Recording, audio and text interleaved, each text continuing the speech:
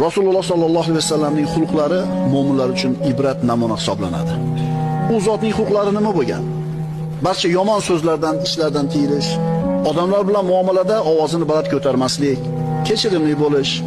zimmasidagi vazifani bajarishda sustkashlik qilmaslik, ko'p kulmaslik,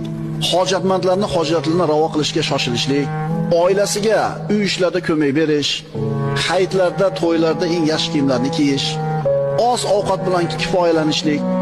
ortiqcha maqtovga rozi bo'lmaslik, birovga aziyat berish mumkin bo'lgan so'zlarni hazillashib ham aytmaslik,